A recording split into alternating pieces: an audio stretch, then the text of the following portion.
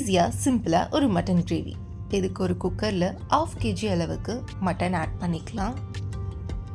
காரத்துக்கு அளவா ஒரு பச்சை மிளகா, பெரிய சைஸ் வெங்காயம் 1, பெரிய சைஸ் தக்காளி, 2 மண்டை கருவேப்பிலை, 8 to 10 லவங்கம், 2 ஏலக்காய், 3 பட்டை, ஒரு ஸ்டார் அனீஸ், ஒரு ஜாவித்ரி, 1 டேபிள்ஸ்பூன் அளவுக்கு சோம்பு, 1 டேபிள்ஸ்பூன் அளவுக்கு பெப்பர் பவுடர் ஆட் பண்ணிக்கலாம்.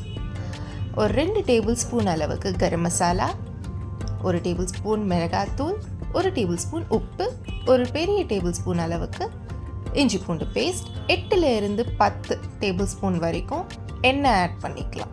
இப்போ இந்த இன்க்ரீடியண்ட் எல்லாம் குக்கரில் முழுகிற வரைக்கும் தண்ணி ஆட் பண்ணிக்கலாம். தண்ணி பார்த்து ஆட் பண்ணிக்கோங்க. கொஞ்சம் தண்ணி ஊற்றிட்டு ஃபர்ஸ்ட் ஒரு மிக்ஸ் நல்லா கொடுத்துருங்க.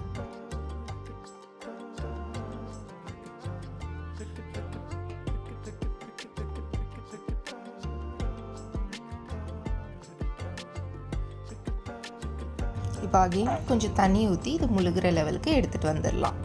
இப்போ ஒரு குட்டி மிக்ஸ் கொடுத்துட்டு ஃபைனலாக ஒரு டச்சப் நல்லா ஃப்ளேவர்ஃபுல்லாக இருக்கிறதுக்காக ரம்ப இலை. இதுதான் என்னோட சீக்ரெட்.